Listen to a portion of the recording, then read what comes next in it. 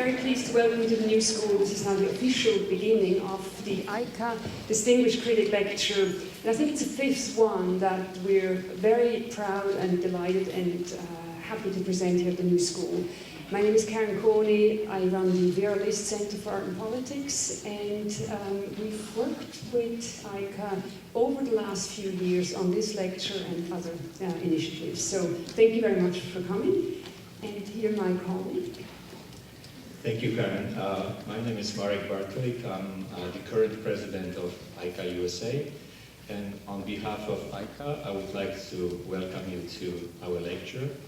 As Karen mentioned, it's our fifth lecture. We are delighted to have Peter. And I'm not going to talk too much about AICA if you are well, not at all.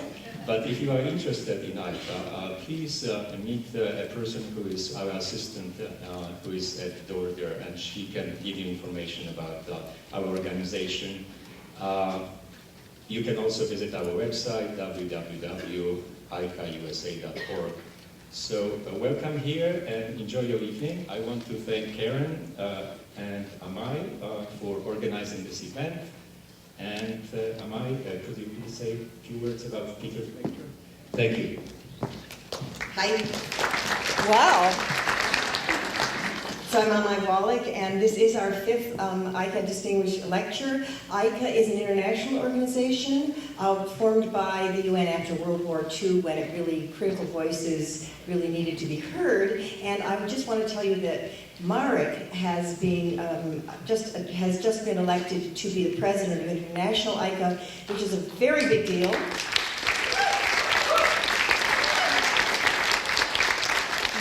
The only other American president was Kim Levin, who is in the audience. So the AICA roster of, and I can't read what I've written here, the AICA roster of distinguished critics who've spoken here underscore the range of ways in which critics write about art. Michael Brenson comes from a very high moral and idealistic set of principles. Linda Nochlin tests and evolves her ideas and convictions. Roberta Smith's approach is pragmatic, realpolitik, and very much attuned to the times. And Holland Cotter takes a broad and humanistic view. Peter Schjeldahl comes to art criticism as a poet. And as with the poets he admired, Kenneth Koch, John Ashbery, and John O'Hara, art criticism was the bill-paying day job, which is difficult to believe in today's very badly paying art criticism times. As a poet, theory has nothing to do with it for Peter. His is a highly autobiographical, sensuous embrace of art. The art historian Katie Siegel calls him one of the feelers. Schjeldahl feels for meaning in flashes and glimpses, like de Kooning, actually. The new Islamic galleries at the Metropolitan put him in mind of a visit to Sinan's great Suleimani Mosque in Istanbul. He wrote, "I was struck by how a tier of scores of lamps dropped from the immense and shadowy spaces above. The effect, like heaven pressing down to earth, is exactly the opposite of the symbolic updraft of Christian religious architecture. Christian prayers skyrocket, Muslim prayers skim the ground toward Mecca. Like the sides of a coin, both conceptions can be seen, but they cannot see each other." Peter Schjeldahl. Believe it or not, he's a child of the Midwest. He was born in North Dakota and raised in Minnesota. By 1965, he dropped out of Carleton College and made his way to New York. He's written about art for Art Forum, Art in America, the New York Times Magazine, among others. He was art critic for the Village Voice, you all know, from 1980 to 1998, the year he became the New Yorker art critic. About 30 years ago, he gave an interview to Robert Storr, and he said, "At the root of the critical impulse is some kind of adolescent outrage at growing up and discovering that the world is not nearly what you hoped it might be. Criticism is then a career of trying to move the world over and make it more habitable for your own sensibility. Consequently, he's as profligate with his vitriol as he is with his adulation." On Richard Prince at the Guggenheim, he wrote, Prince's recent raucous takeoffs on de Kooning's women bespeak a tin eye. De Kooning's pictures are lyrical improvisations of line and paint in which glimpses of figuration come and go. An adept of juvenile sarcasm, like Prince, is well advised not to invite comparisons with grown-ups. He's very sardonic, you'll see. On the de Kooning show at the MoMA, bring open eyes and an open mind, but if you cherish the ox of any aesthetic or ideological bias, de Kooning will gore it. And on Velázquez, the textures are an express elevator to heaven. So Schjeldahl himself inspires equally extreme responses. He's been dismissed by critics more measured and conservative than he is as a man of the 60s, and he's been praised as the greatest living critic. So here he is to speak for himself.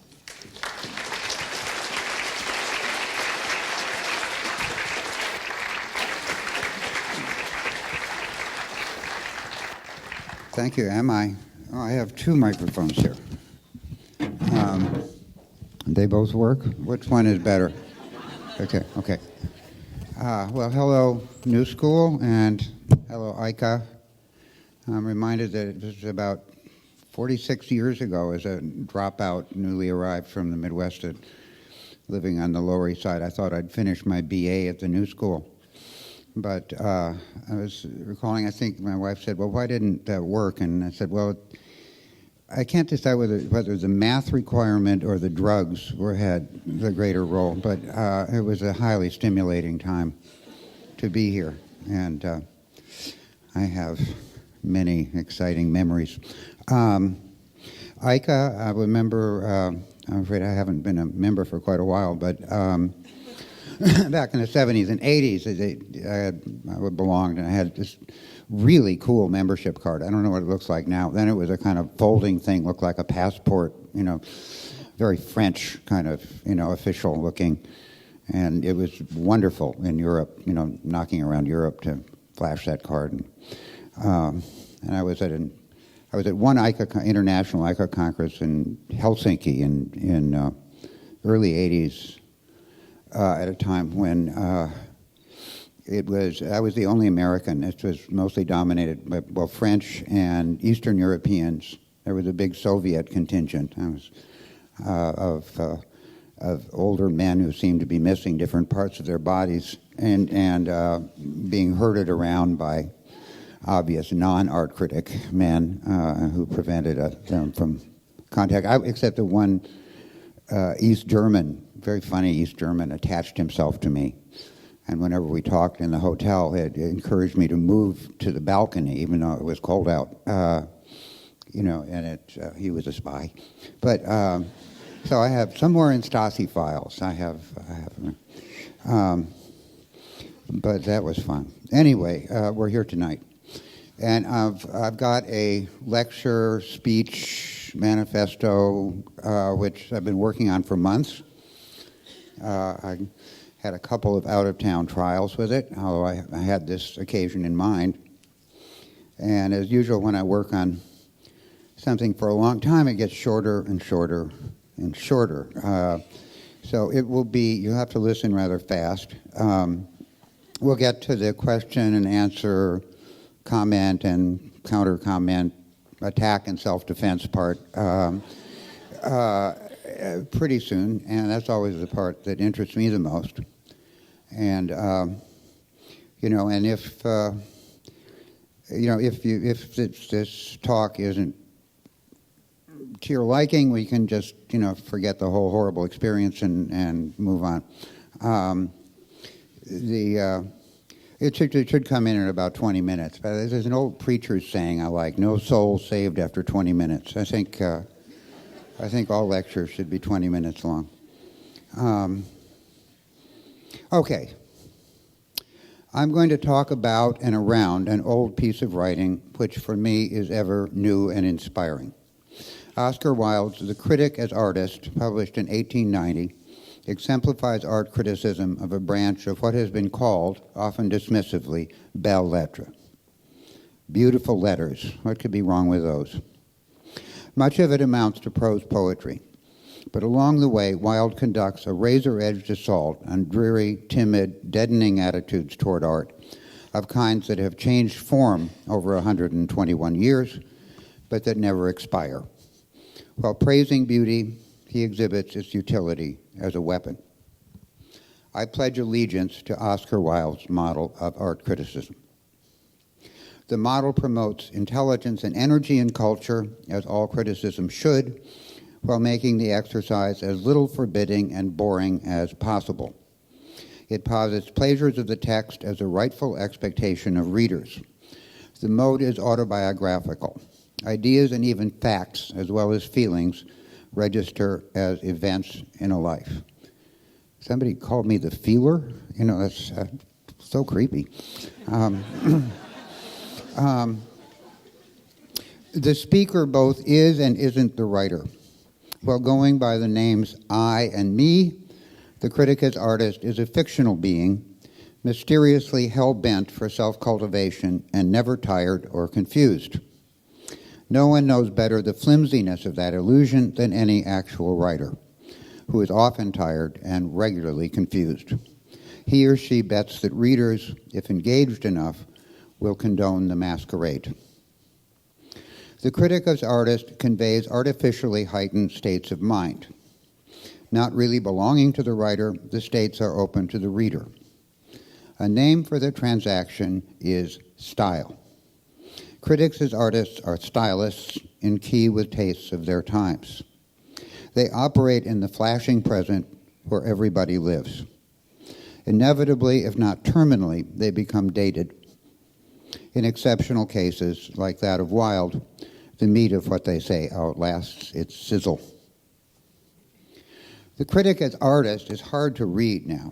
It is awfully long, and it is congested with purple rhetorical flights and flourishes. Wilde flaunts his knowledge and sophistication in a blizzard of references, variously obvious or murky now, to art and artists throughout history. I suspect the display excited readers in the 1890s as a sort of house tour of a fully and beautifully furnished mind in the latest, finest, art for art's sake fashion. Today it's like a period room in a museum behind a velvet rope. Still, truths leap out. In dialogue, a pleasant character named Ernest advances common sense views, and a smart aleck named Gilbert shoots them down. Says Ernest, "Why should the artist be troubled by the shrill clamor of criticism? Why should those who cannot create take upon themselves to estimate the value of creative work? What can they know about it?" Gilbert's answers go beyond a defense of art criticism as a professional vocation to a case for independent thought as an ethical imperative. He begins by pointing out that artists themselves function critically in what they choose to do and not do. They are critics narrowly but deeply focused on their own work. Their decisions become history. See, even bad art becomes the history of bad art, which is actually usually more telling. I mean, bad art tends to have very specific period looks and preoccupations. It thinks it's repeating the good artists of the previous generation, but with certain mistakes which are highly characteristic and instructive. Good art just tells you that you're overwhelmed. It's not as informative. Says Gilbert, "There has never been a creative age that has not been critical also, for it is the critical faculty that invents fresh forms. The tendency of creation is to repeat itself. It is to the critical instinct that we owe each new school that springs up, each new mold that art finds ready to its hand." Another critic as artist, Gertrude Stein, once said, "Artists don't need criticism, they need appreciation. If they need criticism, they aren't artists." This true statement supports Wilde's view. Proper art criticism is not directed to artists. Sensing this, can make some artists grumpy. Gilbert goes on. I am aware that there are many honest workers in painting as well as literature who object to criticism entirely. They are quite right. Their work stands in no intellectual relation to their age. It brings us no new element of pleasure. It suggests no fresh departure of thought or passion or beauty. It should not be spoken of. It should be left to the oblivion that it deserves. There is a world of significance in Wilde's phrase, intellectual relation to their age. I will dwell on it. I don't think it refers to the value of critical ideas in themselves, much less systems of ideas. Intellectual systems antagonize critics as artists. In turn, adherents of systems tend to regard such critics, if at all, as mosquito-like nuisances. I speak as one who is used to being swatted at by academics. It's just a swat. I mean, if they went on, it would be, they would lose majesty. It sort of hurt my feelings at one time, but now I take it as a tribute.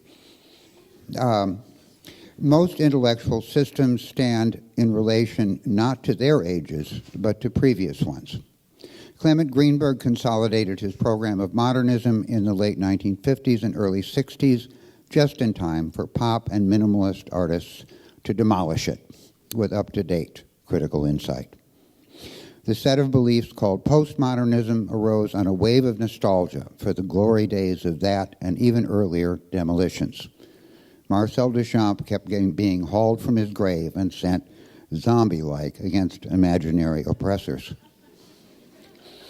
The key word in Wilde's phrase, intellectual relation, is relation, thought that pays its way by coaxing meaning from encounters with reality. The effect is temporary. It involves ideas only as instruments. No idea is true in itself. Truth happens to an idea when it clarifies an experience. Then its work is done. It may prove useful again. I think of Charles Baudelaire's definition of beauty as a spark between something fleeting and something timeless. That idea never wears out for me, but it is true only occasionally when beauty strikes. Then it goes back to being words on a page. Excuse me.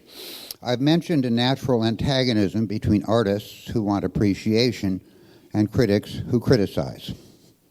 Gilbert dramatizes it in a fairly jolting passage that ends with what, for critics, has to be the most comforting sentence in the essay. Bad artists always admire each other's work. They call it being large-minded and free from prejudice. But a truly great artist cannot conceive of life being shown or beauty fashioned under any conditions other than those that he has selected. Creation employs all its critical faculty within its own sphere. It may not use it in the sphere that belongs to others. It is exactly because a man cannot do a thing that he is the proper judge of it. That is, the inept man or woman is free to slip in and out of the minds of artists whose mastery is, besides a kind of palace, a kind of prison. The unskilled must bow to skill, of course. I hope always to keep in mind that I'm unqualified to understand the work of artists in the ways that they do. However, I can understand it in a way that they don't, as myself, whoever that may be on a given occasion. Like the artist, the critic creates and affirms value to the degree of his or her individuality. This is a rule without exceptions. Says Gilbert, there is no fine art without self-consciousness, and self-consciousness and the critical spirit are one. For there is no art where there is no style, and no style where there is no unity, and unity is of the individual. No doubt Homer had old ballads and stories to deal with, as Shakespeare's had chronicles and plays from which to work, but they were merely his rough material. He took them and shaped them into song. I think that is or should be common sense. Both good art and good criticism employ self-consciousness as a workaday tool. We model our thoughts and feelings to ourselves, as if they were actors and we were directors auditioning them. Many we reject out of hand, some we schedule for callbacks, and a few we hire on the spot. If we are writers, we keep framing sentences in our minds, each with a tone of confidence and conviction, even when a moment's reflection proves it lame and wrong. We grope for a sentence that advances the argument we're making, reads well, and we hope surprises us. We live to be surprised. Okay, it's a job. Critics toil within editorial constraints which affect our styles.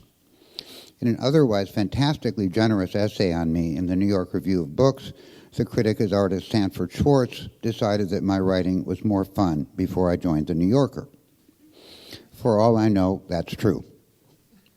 But to hear me complain about working for the New Yorker, you would need to have the ears of Superman and to hold your breath and concentrate until you die. Says Gilbert, pressing the point about individuality home. It is only by intensifying his own personality that the critic can interpret the personality and work of others. And the more strongly this personality enters into the interpretation, the more real the interpretation becomes, the more satisfying, the more convincing, and the more true. That's tricky if you're not Oscar Wilde. Not many of us have personalities that are integral and robust enough to carry the full weight of an argument. So we must pretend that we do. A famous statement of Rimbaud, je est un autre, I as somebody else, seems to me a normal condition for persuasive writing. We comb out our sorry selves to invent better ones. I'm always glad when someone praises my work, but at times I've been uneasy, as if I'd gotten away with a con. I want to say, that wasn't me. A former actress to whom I'm married long ago taught me the right response. She said, smile and say thank you. And she added, keep moving. Having known a number of savvy performers, actors, comedians, musicians, has instructed me in this regard by osmosis. By the way, I think that frequent attendance at theater, cabaret, and music events, as well as dance, and if you can afford it, opera, is the best nourishment for a critical sensibility, as reading other critics is the worst. Those are arts embodied by and for real people in real time. They can form visceral memories, which set standards for private looking and reading. Let's remember that Wilde's most pronounced genius was for the stage. Criticism is a performing art. Compared to more directly creative artists, we may be role-bound functionaries, but the tighter the space in which you can swing your arms, the more precious is your liberty to do so. Every good artist is an outsider artist in a way that counts, and every good critic is an outsider critic in a way that counts. Good art and good criticism are not practices, that ghastly word so prevalent in art babble lately. Practices are professional specialties. Associated with art, the word assumes settled social agreements on what artists do.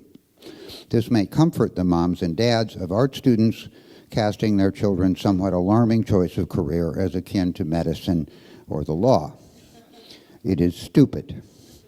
Like all jargon, it lets us rattle on about something without feeling and thereby doubting the truth of what we say.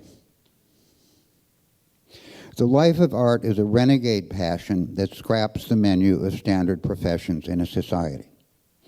I don't insist on myths of the bohemian rebel or holy fool, though there is recurrent truth in them. Independence of spirit doesn't rule out a worldly-wise career with dealers and assistants in a house in the country. But I do insist that an original, burning dissatisfaction, likely ignited in early childhood, distinguishes artists from their fellow citizens. The same goes for critics as artists. Lastingly majestic about Oscar Wilde is his outsiderness at the center of creative culture in his time. His Irishness, gayness, dandyism, and erudition, laced with the feel for trends of a crack journalist, gave him an outsider's angles on the society that he inhabited and adorned. His wit still startles by registering lightning descents from conventional wisdom that didn't know it was conventional yet. He omits what he contradicts, leaving us to supply it. An unexamined assumption is destroyed, throwing us off balance. We must think a new thought to right ourselves. Wilde's high-wire act couldn't succeed indefinitely because reliant on a nimble perception of cultural change moment to moment. He likely would have stumbled in the age of Cubism. Like his rivalrous friend Whistler, he was fully modern, but on a British sidetrack of the continental modernity express. The cause of his fall didn't have to be an untimely mishap of hubris, which gave people whom he had outraged the chance to destroy him. In brief, he sued a man for calling him homosexual, which defense lawyers proved in court that he was. He was jailed for 3 years and died in poverty of cerebral meningitis in 1900, 46 years old. The tragedy had one good effect. It afforded a naked view of the real Oscar Wilde beneath the gaudy masquerade. A serious, decent, brave man. His aplomb survived it all. As he lay dying in an ugly hotel room, he was heard to say, "Either this wallpaper goes, or I do." Dave Hickey has noted that when two curators agree, that's a trend. But when two critics agree, one of them is redundant. Bringing to bear and even exaggerating our peculiarities is both the pleasure and the duty of dedicated critics. Readers should not be able to predict with precision what we will say on a given subject because we can't know ourselves until in the feverish midst of saying it. We may be perverse when we can't think of a cogent alternative to a commonplace opinion. Wrongness worries us less than tedium. By sacrificing our dignity, we might at least counter the drag of banality on our talk. One of my intellectual patron saints, William James, remarked that a thinker can avoid error or seek truth, but cannot do both. Another, Baudelaire, wrote, quote, "I cultivated my hysteria with terror and delight." If that doesn't sound crazy to you, you may be a critic. Your potential reflects the type and degree of outsiderness that your life and character have stuck you with, along with an itch to crash the circles of insiders and teach them a little courtesy toward the likes of you. You will tolerate as much loneliness as you can to the verge of panic.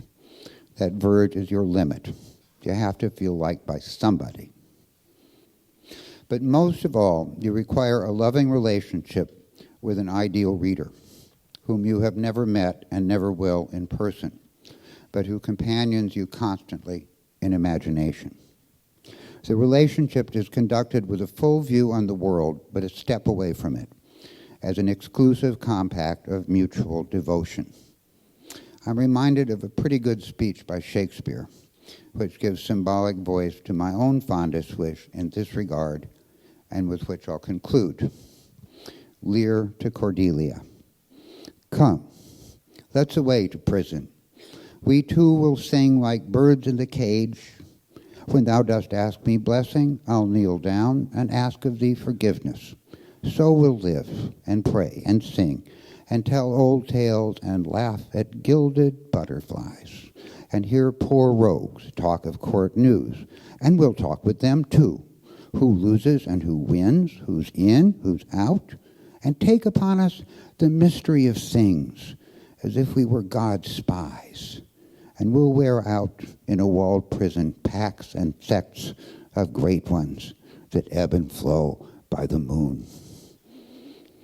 The play's chief villain speaks next. He says, "Take them away." So away we go. Thank you.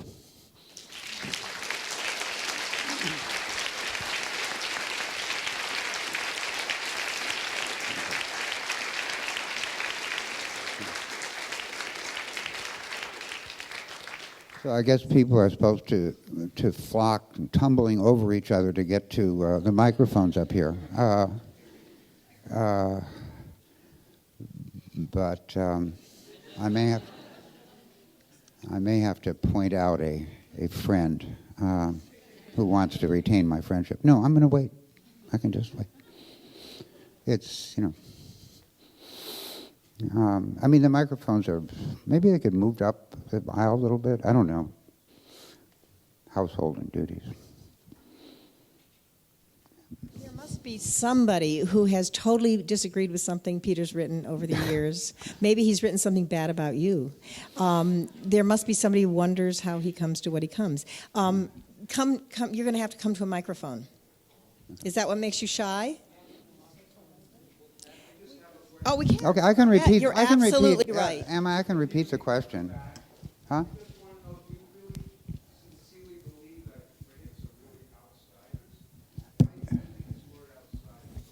I think because in the heart of everyone there's an outsider. I think we all adapt to society, but in our hearts we have our misgivings and demurrals. And I think a critic is someone who maybe enacts that particular drama. I mean, of being of adjusting to and serving society, but also maintaining an outsider edge. What are the artists I critique?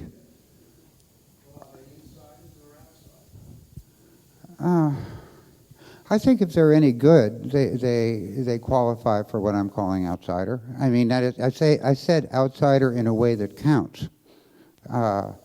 They may be perfectly well behaved. You might be able to take them home to your mother, but there's something surprising about them. I mean, I think I often say that as a journalist, I think, and this applies across the board to reporters and pundits as well, who are any good. I think that the trick is to be inside and outside at the same time, because if you're too far outside, you don't know what you're talking about, and if you're too far inside, you can't tell the truth.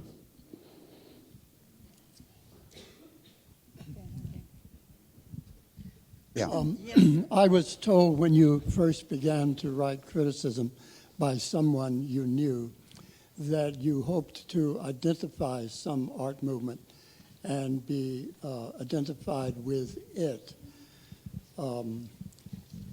Whether that's true or not, is there a movement in your period as a critic, the last 30 years, that you think is distinctive to our time and will have long-term? Did I have a scoop as a critic on a new movement? No. To shape as well as perceive. What?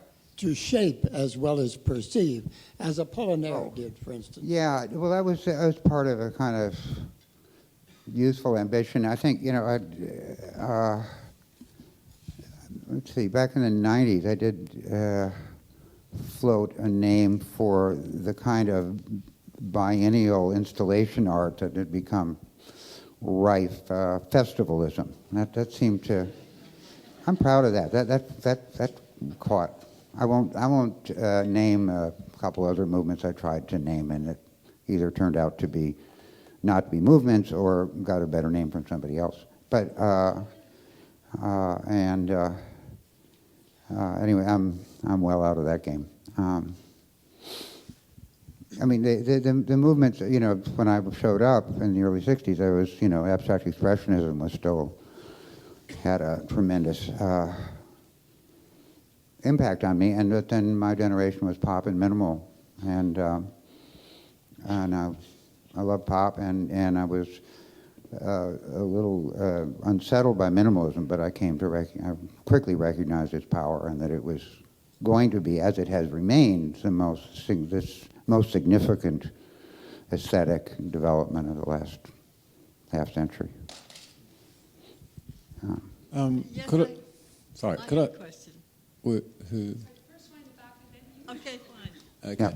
Could I ask you to speak to us over here, sir? Over here. Hi.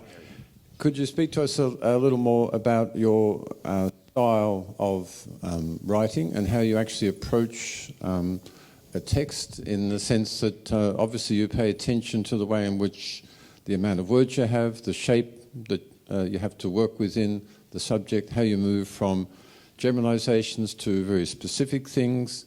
In other words, the kind of poetry or structural style of each of your reviews. Do you see a kind of pattern in the way you've done that over the years, or does it just happen on the occasion? Well, I hope those things, the features of how I write, should be entirely apparent to readers. No, I don't know. I mean, I like the form. I like the form of, I've got a 1,300, 1,400 word column for the New Yorker.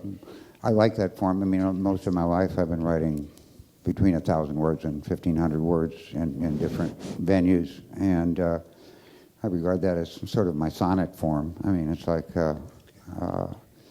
it's got an order and a development and a compression, which appear in about 3 days in. I mean, it can take me 2 or 3 days to get a first sentence I'm happy with, like with a lot of writers. I mean, my first paragraph gets rewritten 30 times. My last paragraph gets rewritten once. But I don't know. I mean, there's a kind of,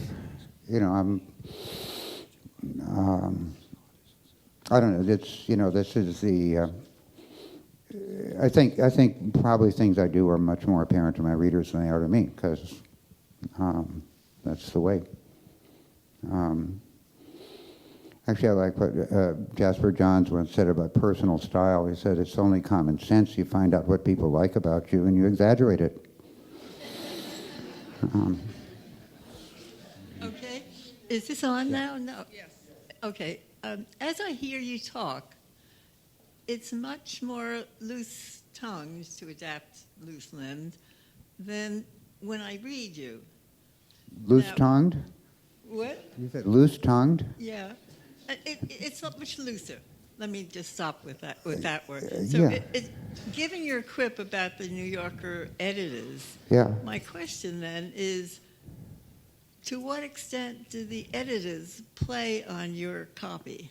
Well, they play on my copy. I play with them on my copy. That's not my question. Yeah. Well, I think talking.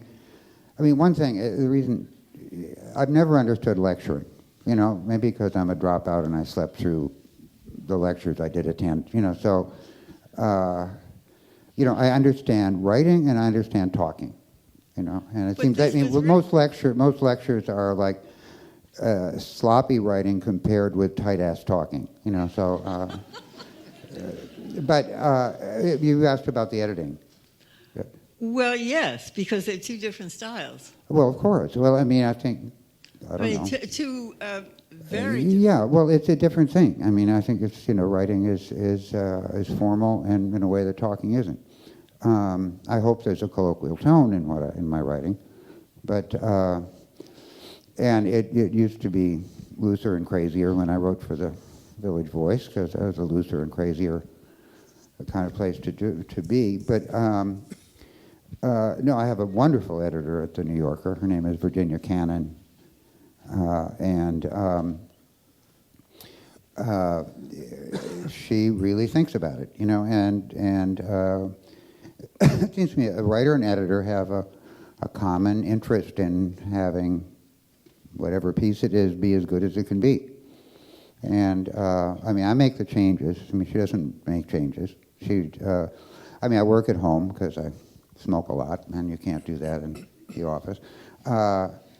And she just, if anyone's interested in this technical stuff, I mean, I email her my text, and she emails it back with questions and comments and suggestions in brackets.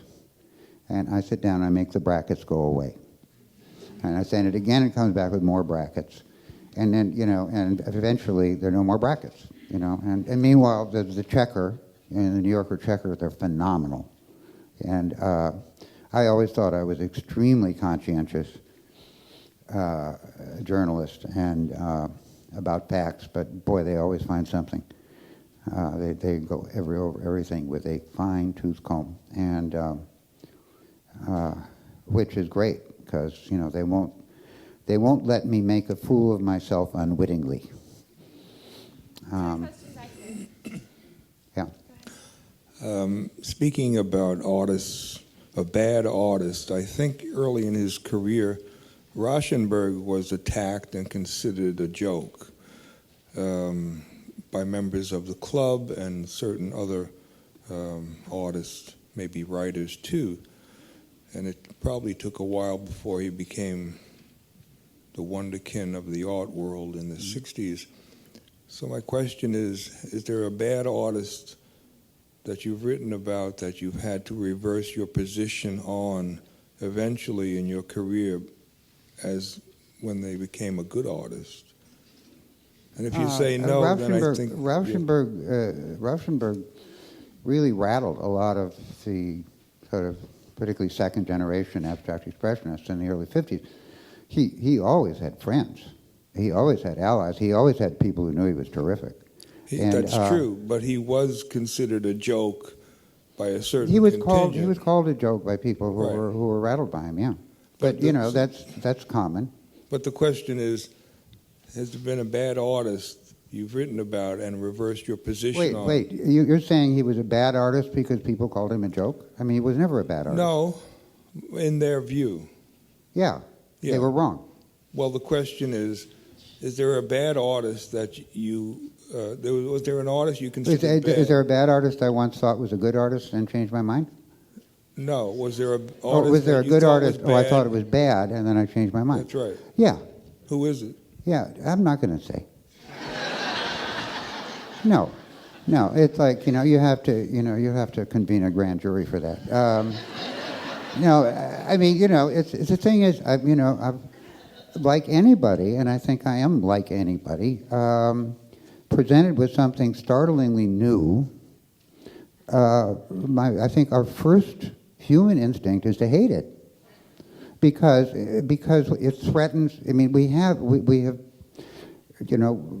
aren't integral selves. We're sort of jury-rigged, temporary selves, but we've got everything kind of balanced. So nothing's fallen off for the moment, and then something comes that attacks that order. And I think we naturally, defensively, biologically, try to reject it. And one thing I say to people, say they hate something is great. That's an absolutely authentic first response. Stick around, have another one. You might end up hating it more, but it's. But what happens, of course, is that to me, it's almost like I try to knock down the thing. If I can't do it, then I have to open up and reorder the furniture and make it part of me. That's that's what's fun and crazy about, and to actually get paid for doing that is really amazing. That's a perfect transition to what I was going to ask you about. In terms of art, I met you at a residency in Banff in mid-90s. Yeah, and at that point... Pardon me? Where was it at? Banff. At Banff? Yeah. And you made a comment at that time that suggested that you had a little resistance to installation art. And I know that you, correct me if I'm wrong, have gone on to write favorably about certain installation artists. And I'm just wondering about what your, process was in terms of your perception or even opening up to something that maybe was a challenging new form for you. Yeah. Well, installation art is sort of a kind of which I mean, came in. The aesthetic basis was laid by minimalism. You know, of making the situation of the art be the hot zone rather than the art object. You know, it's almost like turning it inside out. So it's your, you know, like a Judd box. I mean, it's where you are in the room and your process through the room that sort of decides the experience. And then, you know, installation was which had, you know, as a self-conscious term. I mean, there had always been installations. I mean, theater is you know, a nightly installation. But no, I like objects. You know, I like paintings especially, and you know, there they are. They're in a rectangle. You know, they have the decency to stand still, and you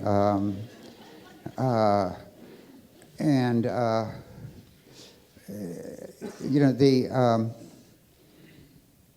oh gosh, it's such a big subject, but you know, it has become a sort of standard form. It happened with the evolution of art institutions. I mean, of like contemporary museums and Kunsthalles and alternative spaces, and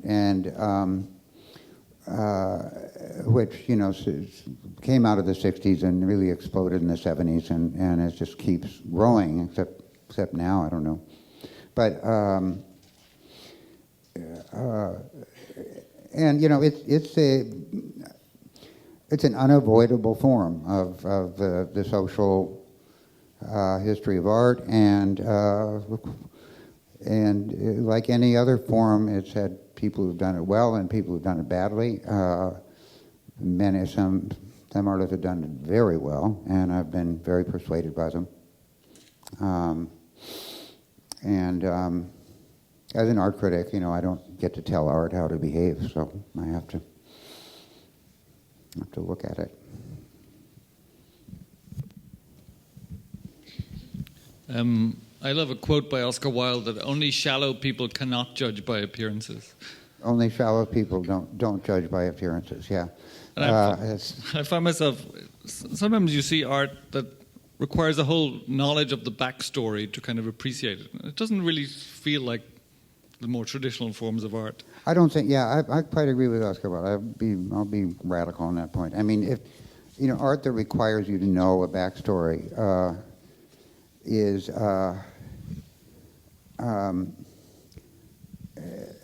Yeah, no.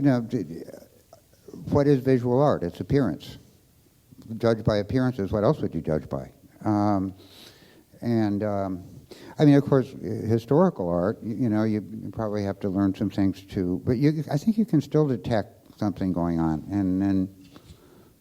But as someone who never took an art course, but, you know, I learned, fell in love with art in Europe as a starving poet in the middle 60s, and then came back to New York, and at that time I was a poet on the Lower East Side, and all the poets wrote for Art News in those days. We could one-sentence reviews. In Art News in the 60s, this shows you the difference in scale of the art world. Art News reviewed every show in town, every month. Vanity galleries included. Everything, maybe not poster shops, you know, but otherwise everything. And it'd be like 1 or 2 sentence reviews, and you get $3 a pop for writing them, and write a lot of them every month. And you know, I had an apartment on Avenue B, 4 rooms for $40 a month, and 4 burglaries a year. But, and that was great. That was fine. I never had anything. Well, actually, what you'd do, you'd buy a typewriter and a record player, and then they'd come in and take it, and then you save up and buy a typewriter and a record player. So you'd have it for a while. But where was the question? What? Oh, the backstory. Yeah. Well, anyway, so you know, and actually, one of the places I've always loved is the Frick collection, which in the '60s was free, and almost no one ever went there. You know, and all these masterpieces, and I would wander in and form make lavishly misunderstood, relations with these things. And the Frick still, it's just the name of the artist.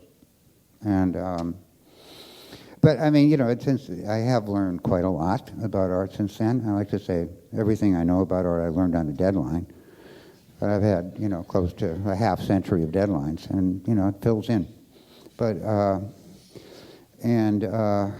it leads to my theory that the best kind of education is sophistication, which is information you get in the moment you need it, rather than, you go to school and they screw off the top of your head and they pour stuff in and for a rainy day, and then it never rains. It sleets. And what I'm getting a little loose-tongued, aren't I? So education teaches marching, and when you're in a big cosmopolis, you have to learn to dance. And and if you don't know quite what you're talking about, you just kind of do a time step until something comes to you. Yeah. Okay, thank you. Peter, I want to go back to the outsider issue. Hi. Mm-hmm. Last time you and I had a public discussion, you called me the Grand Inquisitor, so I'll take it easy this time. Outsider issue, and to probe Sandy Schwartz's criticism, which I totally don't agree with, but I'm just wondering about the form of writing in the New Yorker compared to the Village Voice, not being about the degree of editing, but being about the fact that for a subject to be worthy of a double-page spread in the New Yorker, it really has to be of something that's pretty fashionable, pretty glamorous, and that's going to justify that kind of attention going to the readers of a Condé Nast publication that's got a mass audience. So, I know you said we'd never hear you voice a moment's regret about being at the New Yorker, but isn't there a loss of the possibility of discovering genuine institutional outsiders, i.e., artists who are not very glamorous or on the radar, that you have if you're in a position where you have to basically write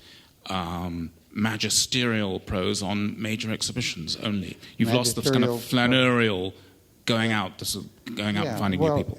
Yeah, that's a good question. I mean, and it is a change, and I do kind of regret. First of all, I would like to write every week. The New Yorker has more critics than they have pages, so you got to sort of plot it in advance. And and that means that, of course, you're going to write about the big shows, but there's rarely a chance to do a column on a little show. I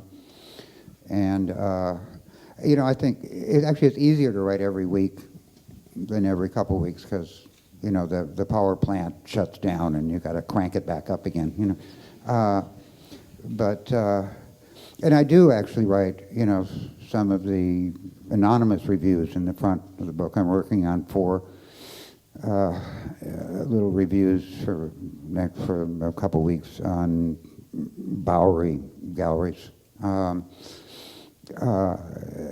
have, and I write those notebook reviews. I mean, I've got there's an editor at the New Yorker, Andrea Scott, who, for the goings on about town, who she gives me lists of things to go see.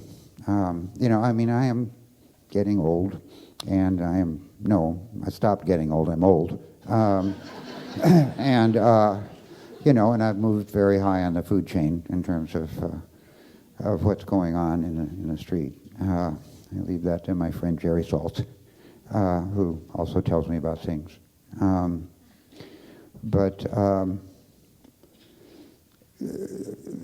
So yeah, there is, and I think in general, the difference between the New Yorker, the Village Voice, is that I could assume a hipper audience for the Voice. I could assume a higher level of information. And I have to adjust to the New Yorker of, filling in, explaining things, identifying things. I can do that. But it's a great job, and it's a magazine that's really dedicated to its writers. And I will probably hang on to it until they pry it from my, anyway. Go on. One more? Is it? Oh, it's 20 to 8. Okay. I'll take 2 more questions. Hi. You were clear about the relationship between artists and critics, but what's the relationship between the critic and the market? The critic and the market? Yeah. I don't know. I mean, I guess, collectors and dealers and, consultants get to read me too. I just have to buy the magazine. I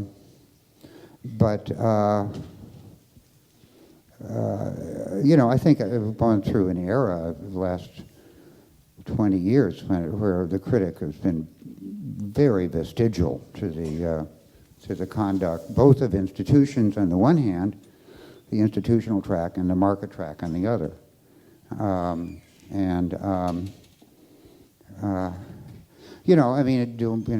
Power. Do I have power? I guess. The only power I'm interested in is keeping my job, basically. If somebody wanted to use my column as investment advice, then we can do it. But if it doesn't work out, they can't come whining to me because, I don't care. But the market is, we're in this very strange situation. The market has been absolutely berserk, and it's become this sort of conspicuous bonfire of money. It's really like, it's not like art is worth so much. It's like money is worth nothing. Art is being treated as a form of money, as an almost liquid asset. That's beyond crazy, actually I wrote about it, I've just finished a column for next week on Diego Rivera murals that he made for the Museum of Modern Art in 1931. It was the second one-man show in the history of the museum after Matisse. And he was a very big deal and did and he famously did murals for Rockefeller Center. John D. Rockefeller selected him, and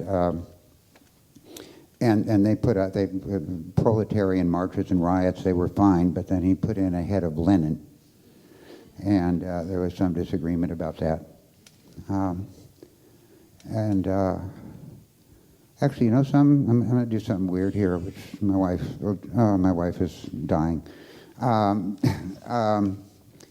There was, I quoted in my column, but it was, anyway, it might have, I'm surprised that nobody's asked me about the political situation, but, the market touches on it.